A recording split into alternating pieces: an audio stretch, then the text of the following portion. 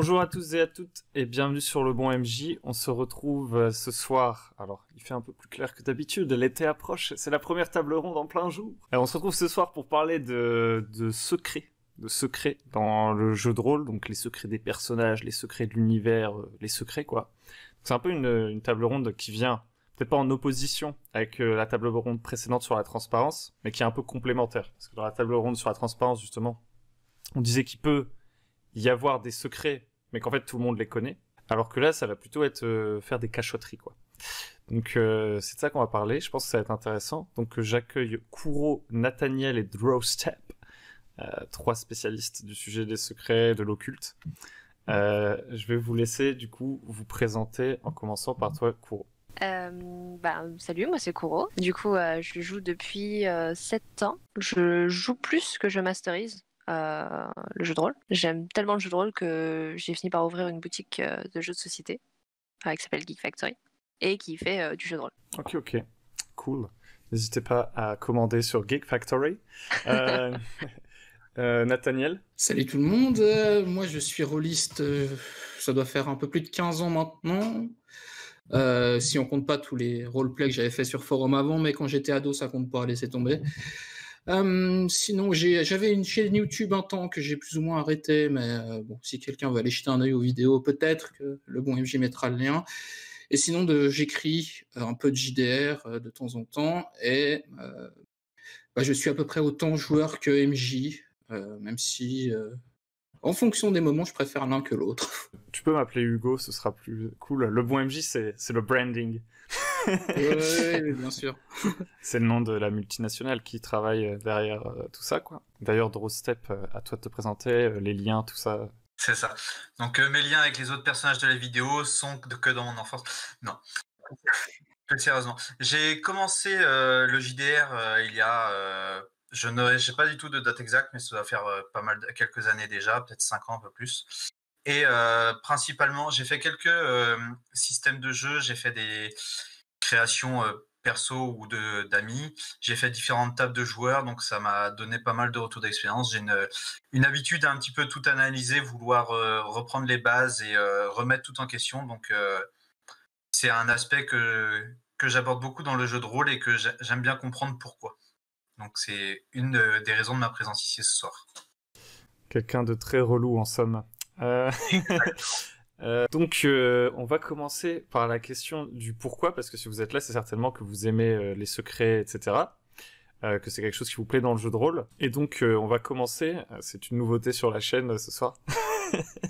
On va commencer par le bas, c'est Drowstep qui va ouvrir les hostilités. Donc Drowstep, pourquoi veux-tu nous parler des secrets dans le jeu de rôle ce soir ?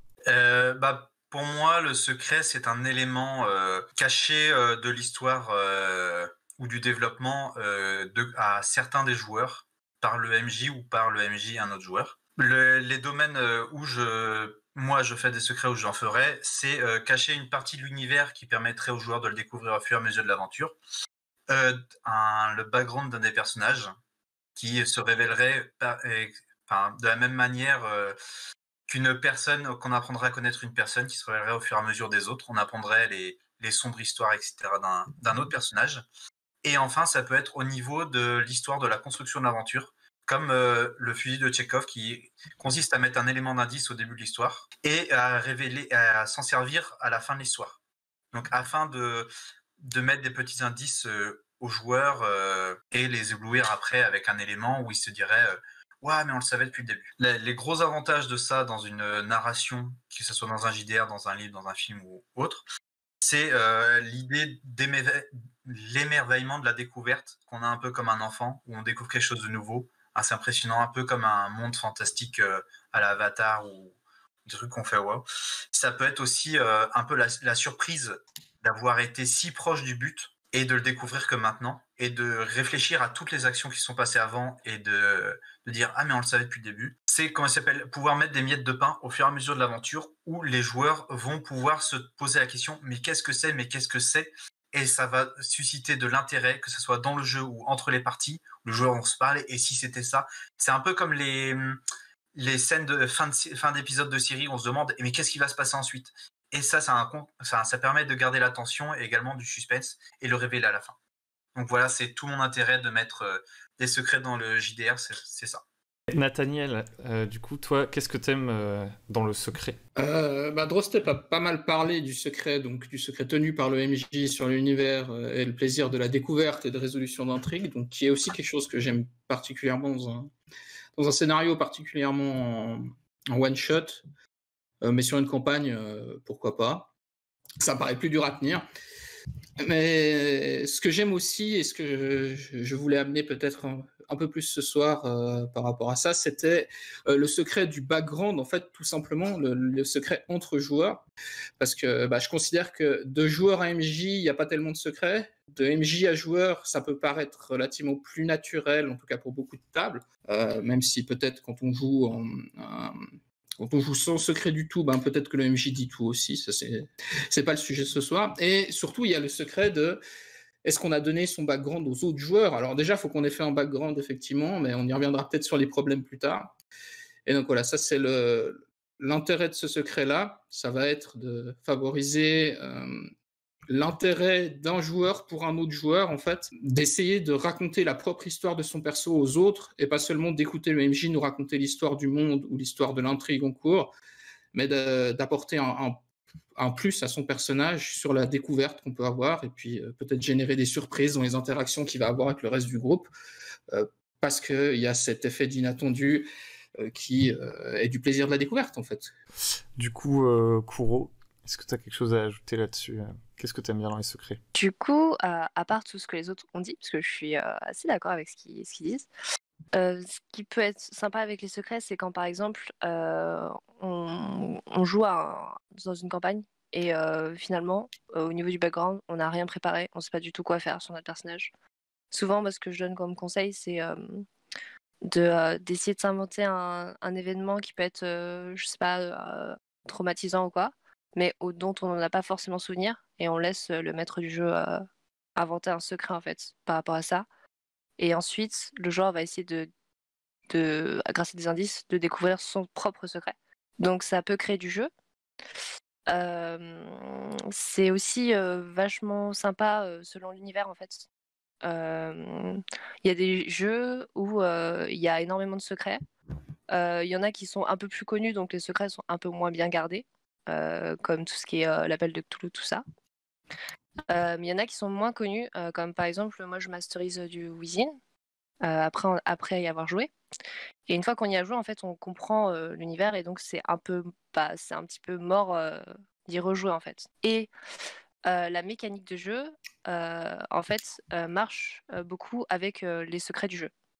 Donc c'est aussi intéressant de comparer, de jouer à cet univers-là par rapport au fait que dès qu'on va découvrir des secrets, on va comprendre que la mécanique du jeu va avec. C'est une mécanique de jeu qui se joue pas du tout avec des dés et tout, donc je sais pas si... Enfin, je pense pas que ce soit très très connu, mais voilà. Et il y en a d'autres, des jeux comme ça qui sont assez sympas.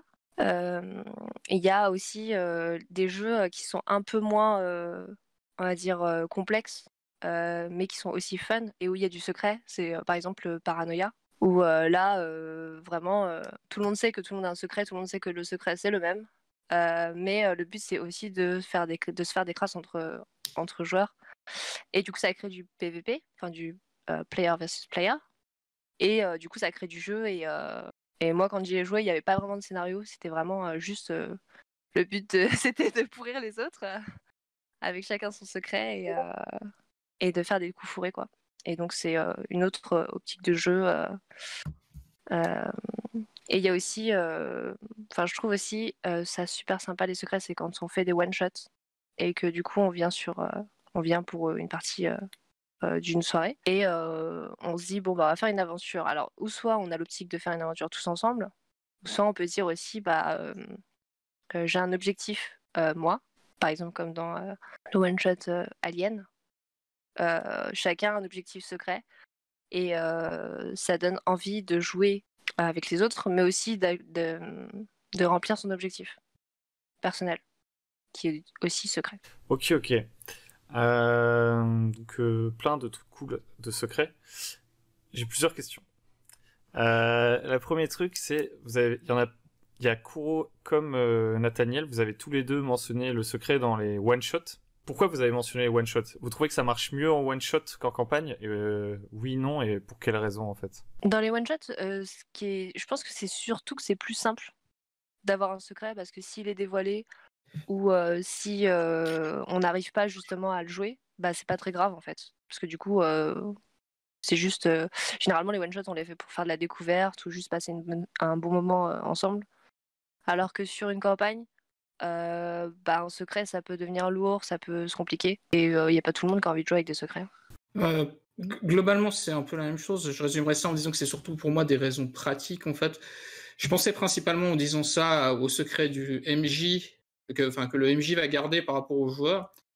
Drostep parlait de fusil de Chekhov et autres systèmes de construction de scénario pour donner des indices. Je trouve beaucoup plus facile de structurer son scénario de ce point de vue-là quand tu es MJ sur un one-shot, sur quelque chose de relativement contrôlé, que sur une campagne qui va partir dans tous les sens.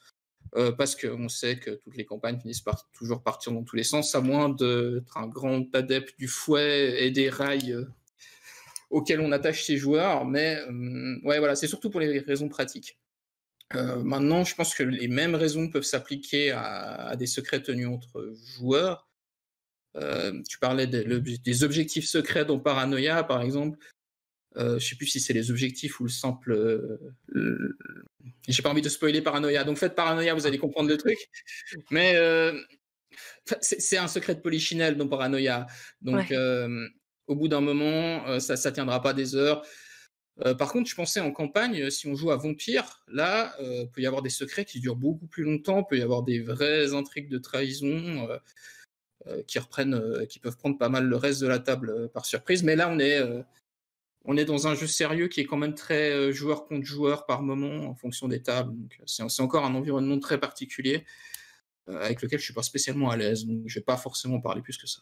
Un truc aussi que je me demandais, c'est à partir de quand on dit que quelque chose est un secret? Ça, c'est vraiment la question à la con. Hein. Si ça tombe, ça tombe, c'est nul. Mais si personne autour de la table ne sait quelque chose et qu'on le découvre, est-ce que c'est un secret? Ou est-ce que pour que ce soit un secret, il faut que ce soit vraiment prévu à l'avance et caché? C'est-à-dire que si je joue en émergence, finalement, il y a plein de secrets. Je pourrais, tu vois, me dire, plutôt que d'avoir un background, j'ai rien, et je vais faire des révélations de secrets. Enfin, je vais révéler des trucs sur mon personnage en pleine partie, mais en fait, je n'ai pas caché de secret. C'est juste que c'était indéfini, et je fais apparaître un truc à un moment. Est-ce que vous trouvez que ça aurait la même saveur? Parce qu'au final, là, on entre un peu dans le domaine de l'illusionnisme. Hein. C'est-à-dire que je peux très bien sortir un truc et dire « ouais, ça, je l'avais préparé », ou à l'inverse, préparer un truc et le modifier pour que ça reste une surprise. Donc tricher un petit peu, etc. etc. C'est quoi, vous, votre rapport avec ce côté pour qu'il y ait vraiment une surprise, il faut que ce soit quelque chose que j'ai préparé, que j'ai réussi à cacher et que je sorte d'un seul coup. Je suis pas certain que quand tu fais de l'illusionnisme, appelons ça comme ça, ou quand tu joues en émergence, j'aime bien le terme aussi, tu puisses réellement parler de secret, en tout cas pas au sens où moi je l'entendais dans ce début de conversation, même si effectivement c'est pas impossible, comme tu le dis, que les joueurs soient pris par surprise et donc c'est le même effet à la fin.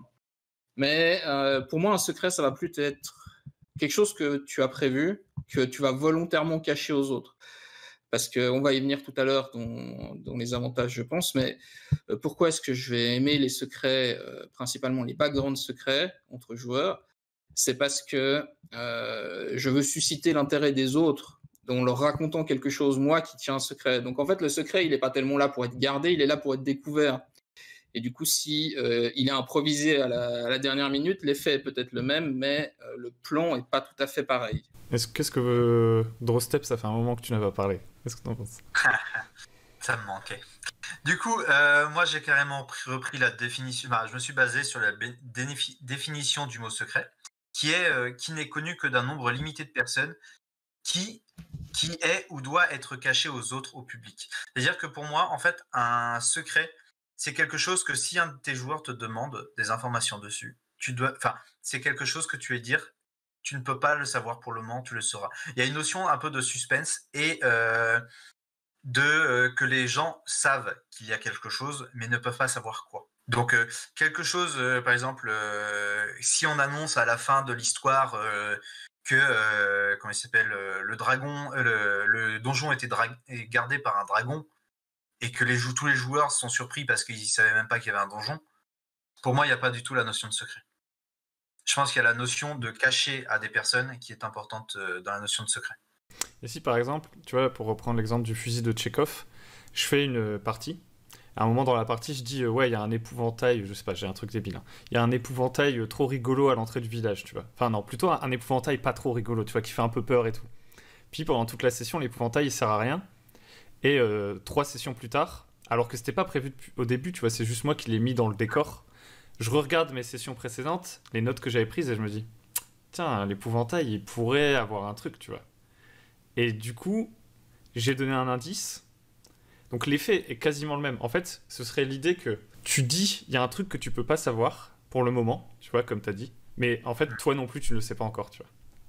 En tant que MJ ou en tant que joueur. Pour moi, en fait, tu gardes la notion de secret parce que il y a cette part-là, même si c'est un secret, on va dire pour toi aussi, et que tu n'as pas encore la réponse toi-même, tu sais qu'il y a quelque chose de caché, qu'il a une réponse, même si tu n'as pas encore défini la réponse, et que cette réponse que tu n'as pas encore définie est cachée au joueur. Ouais, je pense que si à la fin tu donnes une raison à ce secret, c'est que c'est un secret. Ça peut être un secret, c'est juste que c'est pas vraiment un secret, mais pour les joueurs, c'est un secret. Ouais, parce qu'à l'inverse, tu vois, tu peux prévoir un secret à fond.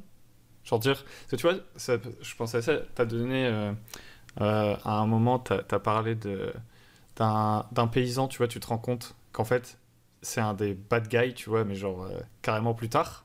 Je trouve que le risque potentiel, c'est que si tu fais souvent ce genre de truc, tes joueurs, plutôt que leur personnage, tu vois, ils soient vraiment à la recherche du secret comme si c'était le personnage, ils font se méfier de chaque paysan en se disant, si ça tombe, le MJ, en fait, il a prévu que ce paysan dont il est en train de parler, c'est un méchant, alors que techniquement, ton personnage, tu vois, il se promène, il voit plein de paysans, tu vois, il est pas là en mode, celui-là, il est quand même louche, la caméra s'est fixée dessus, quoi. Mais bon. Donc c'est un jeu dangereux, en tout cas, les secrets, je pense.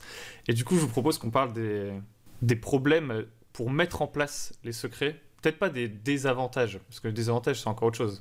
Les difficultés qu'on peut avoir à mettre en place un secret, à le cacher et tout, comment vous y prenez. Et en même temps, à le faire vivre sans qu'il soit révélé. Parce que si il est vraiment 100% secret, on n'a plus ce côté recherche du secret, quoi. Donc on est un peu en funambulisme, je pense. Pour moi, les limites du secret, je vais aller crescendo, parce que j'ai une ou deux mauvaises expériences que je vous raconterai. C'est d'abord que le secret ne puisse pas prendre racine, que semer des indices en disant c'est suspect, mais que les gens s'y intéressent pas. Ça peut être frustrant pour le MJ ou les personnes intégrées dans le secret qui accordent de l'importance. L'autre limite, une des autres limites, c'est que les joueurs soient suspicieux et cherchent des secrets partout.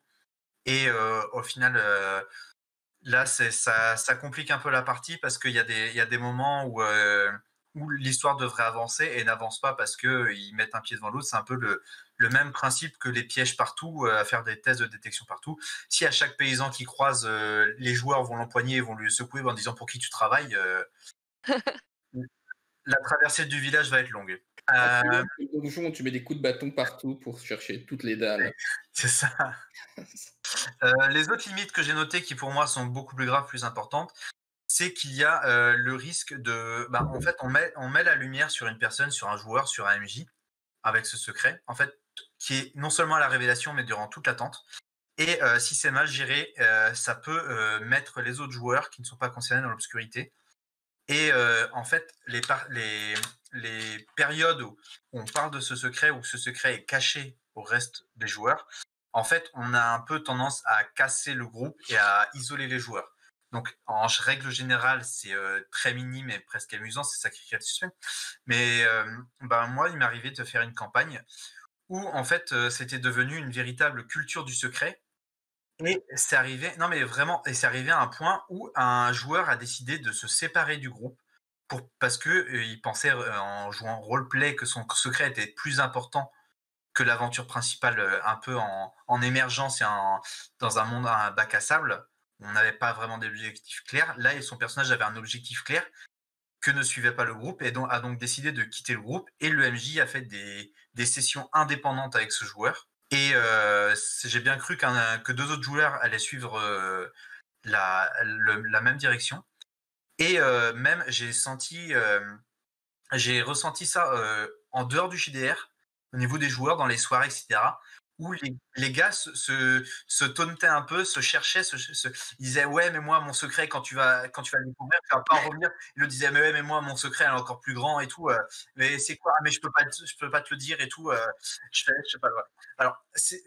Alors, de base, c'est vraiment comment il s'appelle, ça vient d'une idée très saine que les joueurs s'intéressent à la partie en dehors du jeu de rôle. Ça crée une certaine excitation, mais quand c'est poussé trop loin, quand les limites sont dépassées, eh ben, ça peut réellement physiquement casser le groupe. J'imagine, tu sais, tu commences tranquille en disant ouais, je vais jouer un samedi sur deux, ma campagne et tout. Et là, tous les joueurs ils commencent à faire on peut faire des parties à côté et tout. Et tu te retrouves avec. T'avais un groupe de 5 personnes, tu te retrouves à jouer 5 fois par semaine pendant 2 heures. Tu fais que des campagnes. C'est ça. Kuro, est-ce que toi, t'as déjà. Tu disais que tu maîtrisais du Wizin. Comment tu mets en place les secrets comme ça? Donc là, c'est des secrets de l'univers, mais aussi des personnages entre eux. Comment ça se passe et c'est quoi les difficultés éventuellement que tu as pu rencontrer? Par rapport aux secrets, du coup, en fait, c'est beaucoup d'apartés.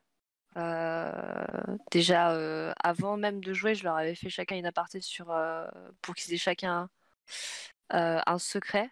Mais c'est surtout parce que Wizin, ça parle, c'est du contemporain horreur. Et du coup, c'était pour les lier à l'univers, en gros.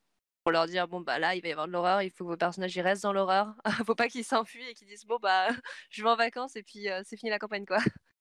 Donc, il fallait que je les rattache à l'univers. Et pour ce faire, bah, ils ont chacun un petit secret. Et en même temps, au fur et à mesure où ils découvrent les secrets du jeu, ils se font ensuite alpaguer chacun dans leur coin par tel ou tel événement. Et là, récemment, en fait, ça les a tellement séparés que je me suis dit, il faut que certains de leurs secrets soient révélés et qu'ils puissent se rejoindre. Je leur ai beaucoup posé la question pour savoir si ça les dérangeait ou pas qu'ils aient des secrets. Ils m'ont dit que ça ne les dérangeait pas, mais pour qu'ils soient plus unis, je préférais un petit peu briser ça et faire qu'il y ait moins de secrets. Parce qu'il y avait des secrets dans des secrets, ça faisait un peu trop de secrets. Et du coup, les personnages déjà de base sont totalement... ils se connaissent pas, quoi. On a un neurochirurgien avec une barista. Donc ça n'a aucun rapport. Et donc c'était pour les unifier. Mais oui, ça fait beaucoup d'apartés au final. Ouais. Parce que moi, il faut que les joueurs sachent, je pense vraiment, que chaque joueur sache que l'autre joueur a un secret. Il ne doit pas connaître la nature du secret, mais il faut qu'il sache qu'il a un secret. Parce que sinon, déjà, techniquement, c'est un bordel. Parce que, genre, si tu dois vraiment cacher aux joueurs, à tous les autres joueurs de la table, que un des autres joueurs a un secret, tu dois faire des apartés, mais d'une discrétion immense. Alors que si tout le monde sait qu'il a un secret, tu vois, tout le monde va faire un sourire en mode ah, ils sont en train de communiquer en secret. Mais ils vont pas chercher plus loin parce qu'ils vont jouer le jeu parce qu'ils savent qu'il y a un secret, quoi. Et aussi, effectivement, ça c'est intéressant, l'union du groupe. C'est vrai que je pense qu'il faut vraiment aussi que tout le monde soit d'accord pour qu'il y ait un secret. Parce que moi, je me souviens d'une partie où j'avais fait création de personnages séparés. C'était il y a quand même longtemps. Je crois que c'était du Pathfinder. Ça n'a pas duré très longtemps. En fait, j'avais 3 joueurs. Il y en a 2, ils ont fait des backgrounds, mais genre classiques. Tu vois, ils sont en mode nous, on est là pour découvrir l'univers. Ils ont fait leur personnage assez simple. Et il y en a un, lui, pendant sa création de personnage individuel, il a commencé à préparer des trucs de fou. Donc c'était le seul à avoir un secret. Et les autres joueurs ne le savaient pas. Et du coup, au moment où j'ai commencé à faire une sorte de foreshadowing, j'ai mis un indice sur le secret de ce personnage. Les autres joueurs, les autres personnages, du coup, ont fait « Tu nous caches quelque chose ?» Et lui, il a fait « Non » et tout. Et en fait, ils ont fini par le défoncer, en fait, pour connaître son secret. Genre, à l'attaquer, en fait, carrément. En se disant, bah, si tu nous dis pas ton secret et tout, on peut pas travailler avec toi, t'es peut-être un traître et tout. Ouais. En plus, là, t'as l'air de reconnaître des trucs sur les lieux qu'on est en train d'explorer alors que t'as dit que t'étais jamais venu ici. Du coup, t'es peut-être un bad guy, etc. T'es un traître. Et en fait, c'était... Pendant un court instant, c'était du roleplay.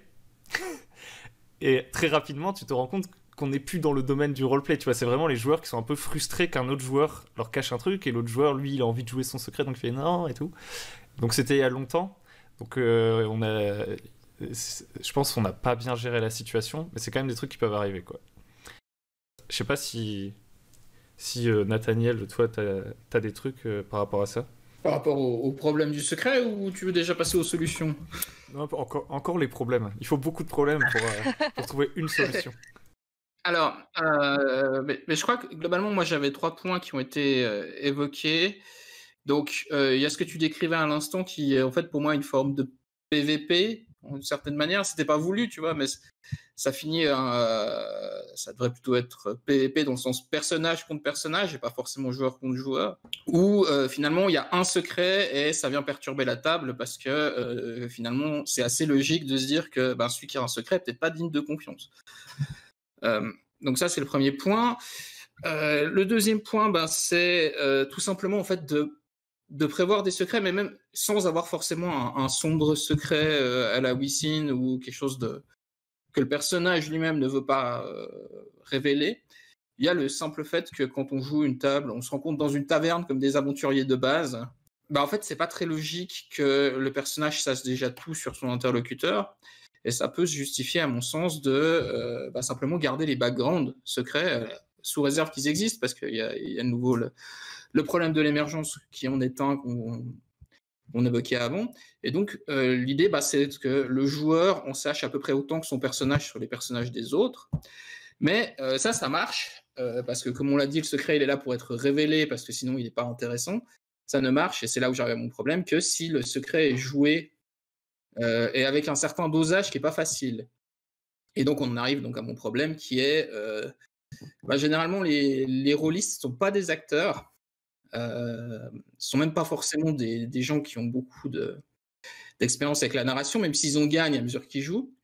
Et du coup, des fois, montrer son secret, donner des indices, cacher des choses, sans tout révéler d'un coup, mais avec suffisamment quand même d'éléments pour intéresser les autres, c'est un équilibre qui est extrêmement difficile à trouver et qui peut poser pas mal de problèmes et aboutir sur des désaccords et des clashs qui peuvent être brutaux, surtout à 2h du matin quand tu as fait un combat de 6 heures juste avant.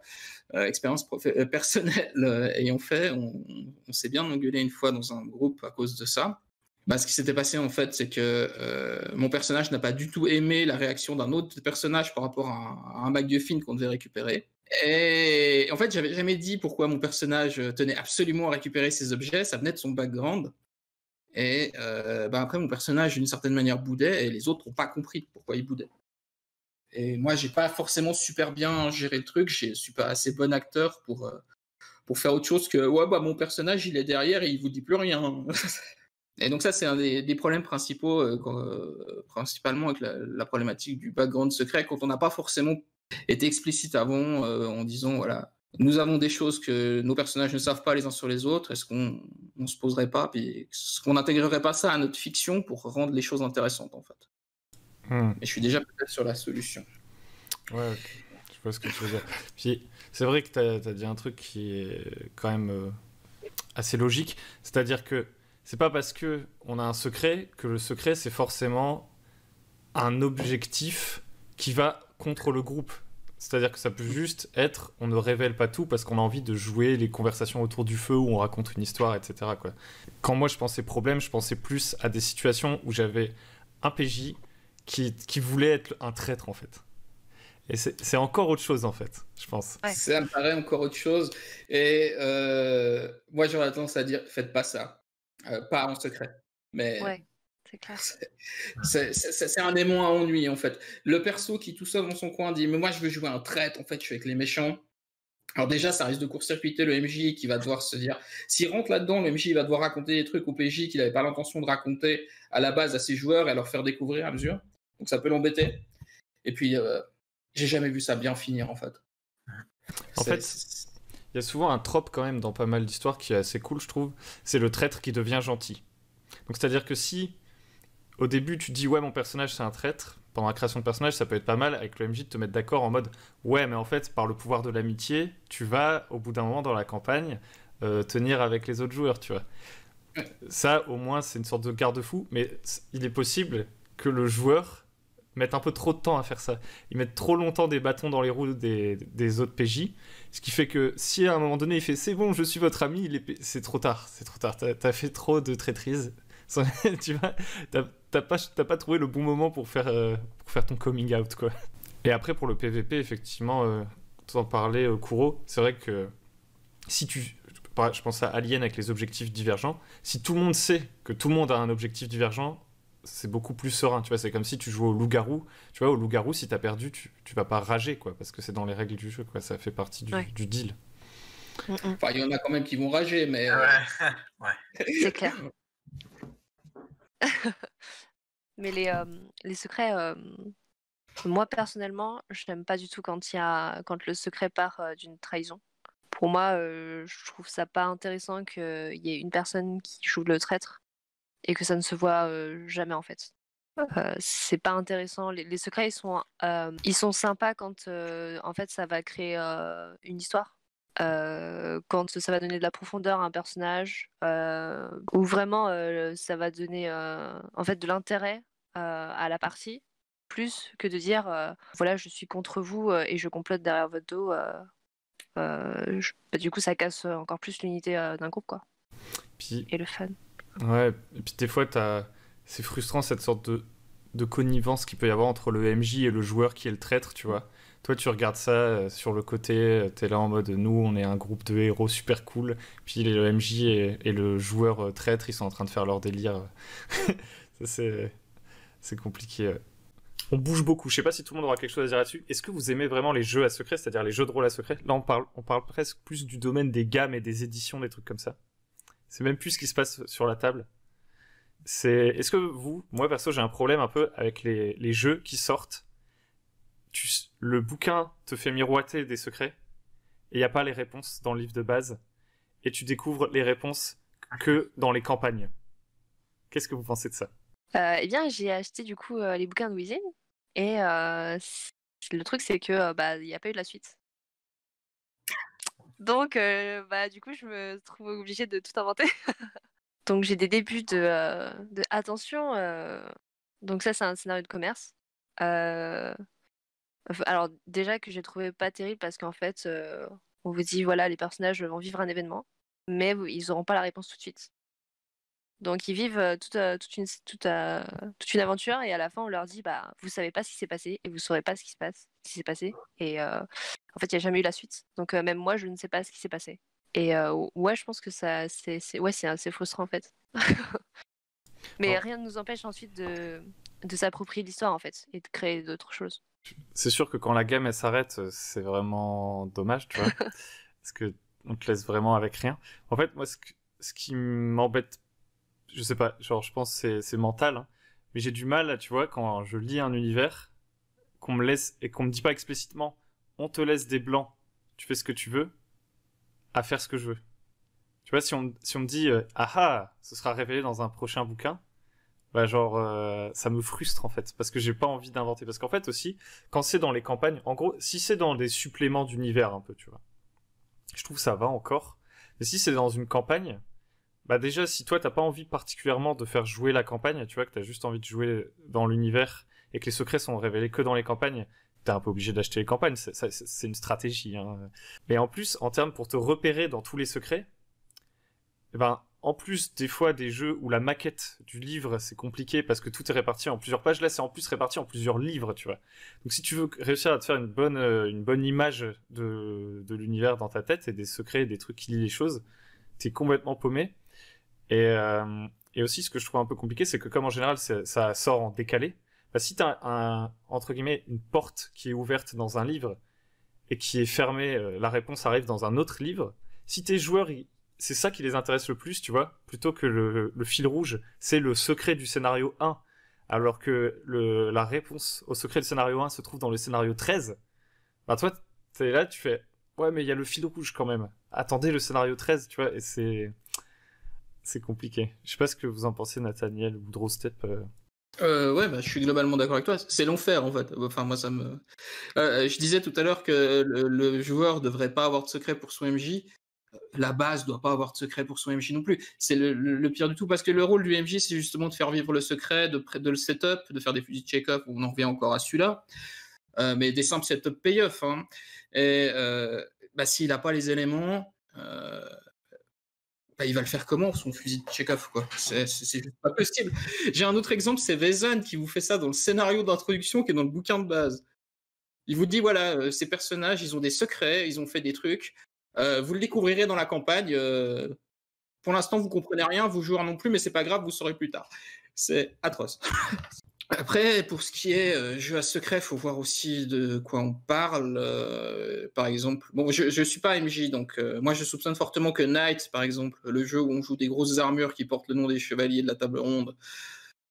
Non, j'ai très mal résumé, c'est pas ça du tout, mais bref. Dans Knight, je soupçonne fortement qu'il y a des gros secrets sur l'univers, mais a priori ne sont révélés que dans la campagne aussi. Est-ce que ça pose problème? Oui et non, c'est-à-dire que j'ai un peu peur que dans ces univers-là, une fois que tu as fait la campagne, qu'elle t'a révélé le secret, bah ton jeu de rôle il est terminé.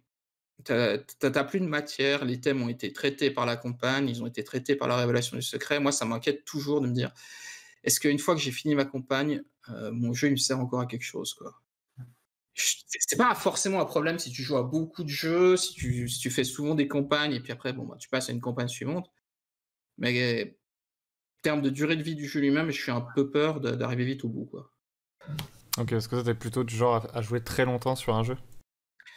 Pas forcément, mais j'aime bien y revenir, tu vois, c'est de me dire de pas tout épuiser en une fois, d'avoir plus de potentiel en fait sur mon jeu que juste une campagne. Après, si on me dit le jeu, tu sais, genre par exemple Hurlement, peut-être vous connaissez, qui est un jeu.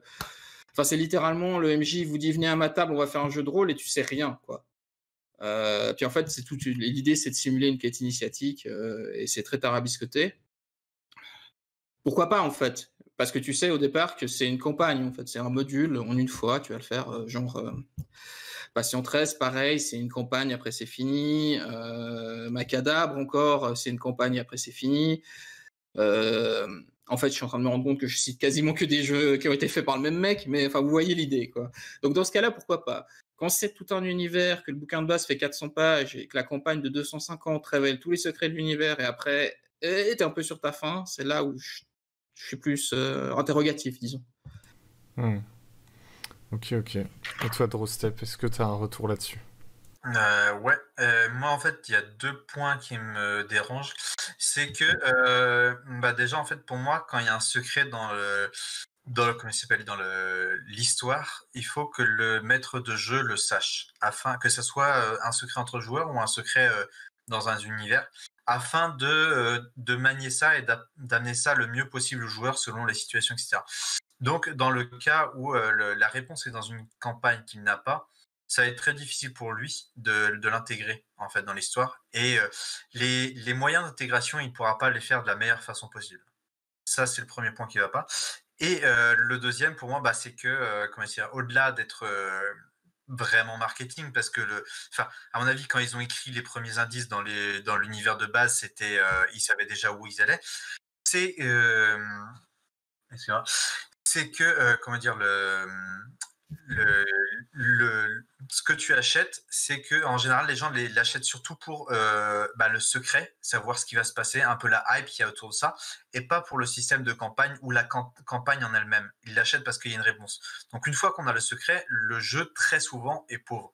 Et en général, c'est des jeux qui créent de l'attirance pour leur campagne, qui n'ont pas un système les plus développés pour faire des campagnes. Par exemple, si on prend l'exemple de Donjons et Dragons qui est très ouvert et très avec beaucoup de possibilités, mais qui n'a pas un gros secret autour de ça, qu'un système de campagne vraiment abouti. Donc l'idéal, ça serait vraiment un bouquin avec un secret, une campagne tout en un, qui s'adapte un peu à tous les systèmes. Mais un jeu, moi j'ai rarement vu de jeu avec un lourd secret dans l'univers qui proposait un système de campagne autour de ça vraiment qui donne envie de dire prochain supplément qui va sortir, il y aura un nouveau secret et le système de campagne conviendra tout à fait, on continuera pareil. Du coup, voilà, dans les commentaires, si vous avez des jeux à secret et tout, dites-nous comment vous aimez bien que ce soit présenté. Parce que moi, je sais que ma frustration à ce niveau-là, elle vient pas mal des jeux de Eke Game. Par exemple, Symbaroum, Coriolis, etc.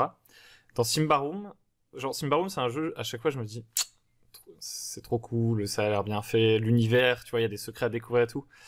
Mais déjà, les campagnes, le maquettage, la manière dont c'est expliqué, c'est difficile, je trouve, à lire. Même si c'est pas que c'est mal écrit, mais c'est vraiment le layout de la présentation, l'ordre dans lequel les informations sont présentées et tout, c'est compliqué. Et ce qui est encore pas mal dans Symbaroum, c'est qu'ils ont sorti un truc sur Internet, c'est genre en 2 pages, ils te résument ce que vont... Tu vois, c'est 7 livres, la campagne. Ils te disent, dans ce livre, vos joueurs feront ça à peu près. Dans ce livre, vos joueurs feront ça à peu près. Donc, t'as quand même un peu une idée d'où tu vas. Mais je trouve que c'est trop léger. Moi, j'aimerais bien avoir le big fil rouge bien expliqué pour ensuite le casser. Hein. C'est pas question de le respecter. Mais c'est de pas brûler toutes tes cartes. Et quand le prochain livre sort, tu dis, bah attends, je peux pas faire en fait ce qui se passe dans ce livre, puisque moi, mes joueurs, ils ont fait un truc complètement différent. Donc j'ai même pas su privilégier les accroches importantes pour qu'ils continuent de livre en livre, tu vois. Et pareil avec Coriolis, c'est un jeu que je trouve trop cool, mais je me vois pas jouer. Enfin, ça va, y a pas trop de secrets, mais t'as des factions où tu sais pas du tout qui c'est en fait. Genre t'as vraiment du mal à savoir qui c'est. T'aimerais bien savoir exactement qui c'est pour que si ça intéresse tes joueurs, bah ils puissent aller dans cette direction, que tu leur mettes pas un mur invisible en leur disant pour l'instant, j'ai pas la réponse, donc tu peux pas y aller, ou que tu sois pas obligé d'inventer carrément autre chose, enfin un truc pour combler le vide, parce que justement quand tu vas, enfin c'est pas, comment dire, c'est pas une bonne stratégie pour l'éditeur, je pense même, parce que si t'achètes la suite de la campagne et que tu te rends compte que toi la faction tu l'as pas faite du tout pareil que ce que eux ils avaient prévu, bah tu vas pas jouer, tu vas devoir faire un taf de malade quoi. C'est juste du taf en plus en fait, et c'est un peu embêtant. Et par exemple, moi j'ai bien aimé Spire. Le soulèvement, parce que c'est un jeu où il y a plein de secrets, il n'y a pas les réponses aux secrets. Mais c'est voulu, tu vois.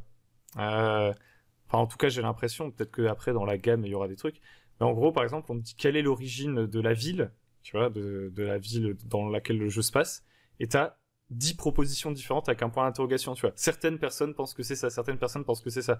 Et du coup, ça t'ouvre plein de champs de possibilités pour imaginer construire des trucs, sans te mettre de carcan et sans te laisser en attente quoi d'une réponse future. On part du principe que on te propose plein d'accroches et c'est toi qui les étoffe quoi. Donc ça c'était une méga divergence. Enfin, quelles sont pour vous les solutions pour vraiment que les secrets fonctionnent très bien à la table?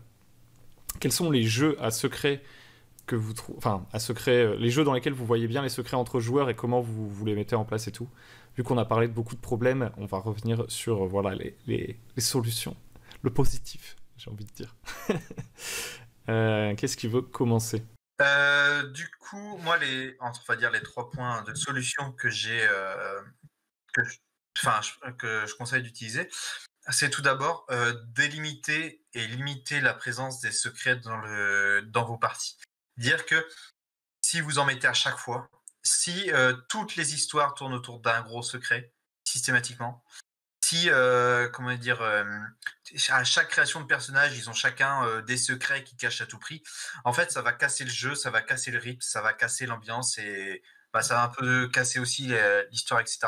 Ils vont devenir méfiants ou vous allez faire des secrets ils ne prendront pas tout ce mouche, ou à force de les utiliser, les joueurs vont s'en désintéresser, vont plus avoir l'effet de surprise. Donc, limiter vraiment que l'histoire ne tourne pas autour à la limite, un secret qui soit en fond, en ligne rouge d'une campagne, bien sûr, mais pas qu'à chaque scénario, vous sortez la carte des secrets de « haha, je vous ai eu ». Vous n'êtes pas un magicien, vous êtes là pour animer une table, pour faire plaisir aux gens, et quitte à jouer sur la surprise, bien sûr, et c'est une bonne chose, mais pas en abuser. Le deuxième conseil que je donnerais, c'est jouer en transparence. Pas en totale transparence, mais simplement prévenir les gens. Ils ont un secret, chacun d'entre vous en a un, etc. On ne rentre pas dans les détails, mais voilà. Ça sera amené au fur et à mesure de l'histoire. Que faire attention à la transition dans les secrets et dans les affrontements entre joueurs et personnages joueurs et personnages. Bien faire la distinction. Si on voit qu'à un moment, il y a une scène de tension, de machin, etc., où ils veulent absolument savoir, stoppez, dites, bah du coup, c'est bien un roleplay, et parce que savoir que c'est bien un roleplay, voilà. Est-ce que tu as vraiment, toi en tant que joueur, tu as besoin de le savoir, ou c'est ton personnage qui joue la comédie? Que ça soit bien clair pour tout le monde. Et le dernier point que je mettrais, c'est s'assurer que ça n'impacte pas trop le jeu et les autres joueurs. comme l'a dit Kuro, faire le background, ou même Nathaniel l'a dit aussi, faire le background avant avec les joueurs, mais en dehors de la partie. Avant la partie, pas pendant la partie. Que les apartés, s'il n'y a pas d'autre solution, le faire, mais essayer de le faire au maximum en dehors de la partie, entre les parties, peaufiner ça, pour que le rythme des autres joueurs, par exemple, si vous avez 5 joueurs devant vous, si vous prenez tous les 10 minutes, vous en prenez un pendant 10 minutes en aparté, et ben, au final, votre partie, la répartie réelle va durer qu'1 heure sur les 5 que vous avez prévues, quoi. Donc, je veux dire, le mastering un joueur, c'est bien, mais le problème, ça sert à rien de rassembler 5 joueurs si vous avez prévu 5 campagnes différentes et juste de s'asseoir pour manger la pizza ensemble, quoi. Enfin, voilà. Faut pas que ça prenne trop de place et faut pas que ça casse le rythme. Voilà. Ok. Kuro, Nathaniel, Kuro. Tu as déjà dit, Drawstep, pas mal de choses intéressantes que j'ai en fait envie plus de développer que de vraiment redire. J'ai un peu l'impression que ressortait de ce que tu disais 2 choses qui pour moi sont super importantes. C'est la communication, et c'est vrai pour tous les sujets, mais en particulier quand on veut jouer des secrets, et de faire gaffe aux implicites en fait. Et l'un va avec l'autre. Parce que si personne, c'est ce qu'on disait avant, si personne ne dit, voilà, il y a des secrets, puis que personne du coup les cherche, personne ne les montre, personne ne les joue, bon bah il n'y a pas de secret en fait. Enfin, s'il y a des secrets, vous êtes tout content dans votre coin, personne n'a jamais trouvé que en fait j'étais le fils caché du seigneur du coin. Ouais, mais en fait ça servait à rien ton background. Donc communiquez avant. Si vous voulez garder certains éléments de vos personnages secrets, dites-le. Voilà, on va pas se passer nos backgrounds, on va pas tout raconter. Si le MJ veut faire un jeu à secret, peut-être qu'ils préviennent que c'est un jeu à secret, qu'il soit transparent en fait sur ses intentions. Alors pas forcément au cours de la partie, ça c'est peut-être une autre approche, mais la transparence sur les intentions de chacun et la concordance des intentions est super importante pour qu'on se retrouve pas avec en fait des éléments morts dans la fiction ou la frustration de découvrir qu'il y en a qu'un qui avait une autre idée en tête, qui est peut-être le plus à même à amener des conflits entre joueurs et pas entre personnages. Alors que l'idée du secret, c'est plutôt de créer des conflits entre personnages qui sont intéressants. Et du coup, c'est là où on arrive gare aux implicites. Je suis le spécialiste pour garder tout ou partie de mes backgrounds secrets, alors que tous les autres joueurs autour de la table ont, à la première séance, raconté toute la vie de leur personnage. Et parce qu'implicitement, pour beaucoup de gens avec qui je joue, les backgrounds ne sont pas secrets, alors que pour moi, c'est la base de mes personnages, c'est que les éléments de mon background ne sont pas connus des autres personnages. Et du coup, avec ça, essayez de les jouer et essayez d'être cohérent. C'est mon dernier point, après je vous recède la parole. La cohérence dans la manière dont vous allez jouer votre secret est super importante, parce que sinon, on va juste avoir l'impression que vous faites n'importe quoi et qu'il n'y a rien à découvrir, et que votre personnage, son secret, c'est qu'il est schizophrène ou lunatique à tout le monde. Donc, réfléchissez avant. Voilà, ce background-là, je sais qu'il impacte mon personnage de telle ou telle manière, ou ce secret-là, si c'est vraiment un sombre secret. Ce que j'appelle un sombre secret, juste pour faire la parenthèse, c'est le secret en tant que tel, quelque chose que le personnage veut cacher activement. Tandis qu'il peut y avoir des éléments secrets qu'on n'a juste pas dit.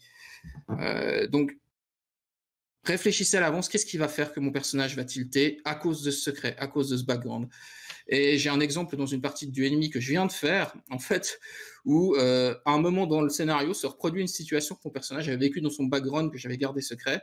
J'ai joué mon personnage qui avait des flashbacks détronchés, en fait. Il s'est retrouvé paralysé au milieu d'une scène de massacre, en fait, parce qu'il avait déjà vécu cette scène de massacre, et il s'est retrouvé paralysé. Alors après, les joueurs rebondiront dessus ou pas, mais essayez de prévoir comme ça des choses qui vont pouvoir faire réagir votre personnage et essayer d'être cohérent dans la manière dont il réagit. Je pense qu'il y a aussi une part de responsabilité du MJ par rapport aux autres joueurs quand c'est des secrets.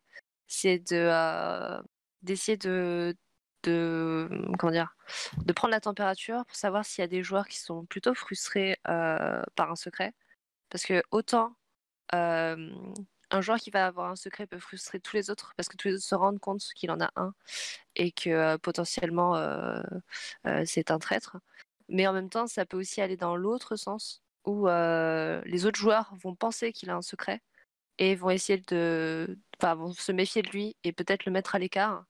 Et ce joueur-là, en fait, va se sentir aussi frustré et pas comprendre pourquoi on le met à l'écart. Et à partir de ce moment-là, je pense que le maître du jeu, essaye peut-être pour préserver le secret, de voir avec les joueurs séparément et de demander le fond de leur pensée, de dire toi tu penses quoi de l'autre joueur, pour essayer de savoir, parce que ça se trouve ça peut être totalement juste de l'imagination, hein, c'est pas forcément des vrais secrets des fois, juste de la méfiance. Aussi, des fois, quand il y a un joueur qui a un secret et qui n'arrive pas à le révéler tout seul, que le maître jeu donne en fait, lui lance des perches en faisant en sorte que malheureusement son secret est un petit peu dévoilé. Juste faire des situations pour le mettre un peu, le rendre un peu plus transparent quoi, par rapport à ce secret. Si c'est un secret qui peut gêner les autres. Après, si c'est un secret sur lui-même, c'est pas forcément très important, c'est lui et le MJ qui voient entre eux. Mais si ça vient gêner le groupe, je pense qu'il y a une part de responsabilité du MJ parce que c'est un petit peu lui l'arbitre par rapport à ça, quoi. Le pire truc, effectivement, c'est imagine, t'es dans un jeu où personne n'a des secrets, mais t'as un mec qui est tellement habitué à ce que ce soit des jeux à secrets qu'il se méfie de tous les autres, tu vois. Justement, moi, là, je joue à Star Wars et on a un joueur, on sait que dans un autre jeu, il a trahi tous les autres, mais c'est parce que il jouait son personnage. C'est pas son personnage, c'était un méchant qui avait pris son apparence. Et du coup, comme c'est lui qui jouait le méchant qui avait pris son apparence, pour que ça soit fluide aux yeux des autres, et qu'il a fini par manipuler tous les autres joueurs. Du coup, je pense qu'il y a peut-être un peu de, de méfiance par rapport à ce genre. Ce gars-là est trop gentil, donc je pense pas qu'il nous trahisse, mais en même temps, il l'a déjà fait, donc peut-être qu'il nous le fait. Donc il y a ce truc-là. La confiance, ça se perd vite et c'est très difficile à construire. Mais et aussi, c'était intéressant ce que tu disais, le MJ, mais je crois que c'est ce que tu disais aussi, Nathaniel, le MJ qui doit donner des accroches pour qu'on révèle le secret, donner des opportunités de révéler le secret, et le joueur, il doit s'en saisir. Je pense que c'est assez important aussi, que le joueur, il voit le MJ qui arrive avec son truc. Là, mec, c'est peut-être le bon moment pour révéler ton secret. À toi de jouer pour rendre ça dramatique. Et c'est peut-être un bon truc avant même, au moment où tu crées ton secret, tu vois, en avance. Déjà, si t'es un traître, de t'inventer une couverture aussi, mais une vraie, pour pas que tu choisisses un secret, tu vois, tu fais en fait, un sombre secret, pas forcément un traître, mais t'as un sombre secret, tu l'écris sur ta feuille, tu fais trop cool, j'ai un sombre secret. À la première question qu'on te pose, t'as aucun argument avancé pour le cacher, tu vois, on te dit, mais pourquoi t'as la peau verte alors qu'on est tous des humains dans un monde contemporain normal? Il fait. C'est mon passé au Cirque du Soleil. Tu vois, genre. Et donc d'avoir une couverture et puis et aussi de réfléchir même à l'avance à comment tu voudrais que ton secret soit révélé. Tu vois, tu peux en discuter avec le MJ, genre dire moi je pense que mon secret ce serait stylé qu'il se révèle le jour où je sais pas des trucs hyper clichés, des assassins vont nous attaquer et tous les joueurs les autres vont être là en mode mais pourquoi s'est-on fait attaquer? Et là je leur dirais je vous ai caché quelque chose, je devais vous le dire et tout. Tu vois, si tu te mets d'accord avec le MJ, t'as le signal, tu sais que tu t'es mis d'accord avec le MJ, donc le jour où cette scène arrive, c'est implicite entre toi et le MJ, non, ça a même été explicité en amont entre toi et le MJ que c'était là que tu devais révéler ton secret, et c'est peut-être un bon moyen de le révéler, je pense. Je sais pas ce que vous en pensez. Pour rendre ce qui était à Kuro, c'est elle qui a parlé de cet aspect, pas moi, mais je suis complètement d'accord avec ça, effectivement. Le joueur ce serait mieux, disons, on doit rien dans la vie, mais ce serait mieux que le joueur qui s'est prévu un élément secret le joue d'une manière ou d'une autre. Mais c'est vrai que le MJ qui voit, ou même qui voit pas, en fait, simplement le MJ qui utilise le background à bon escient de son joueur et puis qui le met dans une situation, peut-être même pas forcément en lui disant voilà, maintenant c'est le moment de le révéler, mais juste en lui mettant dans une situation où il va être en difficulté de le cacher vraiment et du coup qui va au moins produire du jeu pour ce joueur-là et probablement aussi en effet secondaire tout à fait intéressant, susciter l'intérêt des autres joueurs sur cet élément, pourquoi ça s'est passé. L'exemple de l'assassin est effectivement assez peu original mais assez parlant, je pense. En fait, les gars, c'est moi qui cherchais, pardon, faut que je vous dise un truc. Et Kuro aussi, tout à l'heure, tu disais un autre truc, c'était Ça, c'était au tout début. Tu disais le joueur qui donne une amorce de secret au MJ et c'est le MJ qui choisit la suite du secret. Tu vois, genre par exemple, le joueur qui dit, encore une fois, le méga cliché. Quand j'étais tout petit, mon village s'est fait détruire et mes parents sont morts. Je ne sais pas qui sont les agresseurs, mais l'un d'entre eux portait une rose rouge. Tu vois, genre, il est écrit juste ça. Est-ce que vous avez des conseils? Enfin, est-ce que vous trouvez que c'est vraiment astucieux dans le sens où, bon, en vrai, la plupart du temps, on peut s'en sortir si on se débrouille un peu en termes de narration, de construction et tout. Mais le joueur, il peut être méga déçu. Il a dit au MJ, prépare-moi un secret de fou. Toi, tu fais un truc et il fait, ok. Genre, c'était juste le jardinier qui avait mis une fleur rouge dans sa poche de salopette, quoi. Mais c'est bon. C'était pas ce que j'imaginais, mais c'est pas grave, quoi. C'est mon ressenti de comment il s'appelle d'histoire, c'est un peu en fait j'avais pas écrit un gros pavé, mais j'avais ficelé avec plusieurs un peu, j'avais essayé de fixer au maximum mon secret dans l'univers et je l'ai donné au MJ et j'ai vraiment eu l'impression qu'il a fait super merci et qu'il a posé à côté de lui. Bon, du coup, la séance. Et en grosso modo, c'est que j'étais plutôt fier de moi, j'avais mis plein de petites accroches, etc. Je jouais un homme loup très costaud mais très débile qui avait l'âge mental d'un enfant de 8 ans et je me suis appliqué au mieux possible pour le jouer RP et j'avais expliqué que dans son village natal son frère était plus intelligent mais moins fort, qu'il avait fait un pacte pour prendre le contrôle du clan et que lui il l'avait chassé et que c'est à cause de ce pacte qu'il était devenu bête et que son frère voulait l'éliminer un peu comme dans le Roi Lion, tu vois, Scar, tout ça. Et que si un jour il y a des assassins, ils pourraient peut-être revenir pour lui, tu vois, et envoyer son frère. Et en fait, on n'a jamais croisé un seul homme loup ni un seul assassin. Donc, Dommage. Ça, c'est le MJ que tu te demandes pourquoi est-ce qu'il t'a demandé un background en fait. Parce que si c'est pour pas l'utiliser, demandez pas de background à vos joueurs. Hein. Mais je tiens à souligner que c'était quand même tout le reste de la partie était très bien et c'était l'une des meilleures parties de jeu de rôle. Jouer un personnage ultra bourrin avec l'âge mental d'un enfant de 8 ans qui ne saurait pas se débrouiller tout seul sans ses compagnons dans une grande ville, c'était assez sympa. J'ai rarement en fait fait un background où j'aurais moi écrit dans mon coin puis donné à mon MJ en lui disant vas-y débrouille-toi avec ça. Souvent je fais des créations de personnages en groupe ou alors on va avoir une discussion avec le MJ pour intégrer le personnage dans un univers ou dans une campagne qui est en cours et du coup comme je disais avant, moi j'ai jamais de secret pour mon MJ de toute façon et du coup la situation s'est jamais présentée. Mais c'est vrai que ça peut être intéressant. De nouveau, ton exemple est peut-être pas le plus original, mais il est très parlant et je suis certain qu'il peut marcher. On n'a pas besoin d'être original pour faire marcher des trucs en JDR en fait. C'est dans l'exécution que va venir ensuite l'intérêt du truc, pas forcément dans le plot lui-même. Je sais pas si vous avez des choses à ajouter. Je pense qu'on... Est-ce qu'on a couvert tout ce dont vous vouliez parler? Moi, je tiens à souligner qu'on a remarqué que la vidéo, quand même, en 1h30, que l'arrière-plan qui était en pleine journée au début de la vidéo est devenu très très sombre. Et ça, ça révèle peu à peu mes coups de soleil aussi. Ouais, moi, tant qu'il n'y a pas deux dieux lumineux qui s'allument derrière moi, ça va, je suis serein. Moi, je suis de plus en plus cramé. Et pourtant, j'ai pas touché à la luminosité dans la pièce, mais voilà. T'as une lampe à... Tu absorbes la luminosité des autres. Ouais, C'est une lampe qui est sur mon côté gauche, ouais. Tu t'éclaires avec une lampe à UV. Ouais, c'est un peu ça. Non, c'est surtout... C'est parce que tu réfléchis. Je réfléchis trop. Ouais, la lumière. Tu réfléchis la lumière. Du coup, si on a fait le tour, bah on arrive... au moment tant attendu, vraiment le moment incroyable, c'est-à-dire le cliffhanger, j'ai envie de dire, on revient juste après la pub. Non, absolument pas. Pas de secret entre nous, on va plutôt faire un dernier tour de table où chacun d'entre vous va avoir l'occasion de donner son meilleur conseil, son conseil en or, celui que personne d'autre n'a jamais donné. Non, pas de pression, c'est pas obligé d'avoir un rapport avec le sujet de la table ronde. Donc voilà. Je vous laisse choisir l'ordre dans lequel vous voulez passer si certains sont pris de court.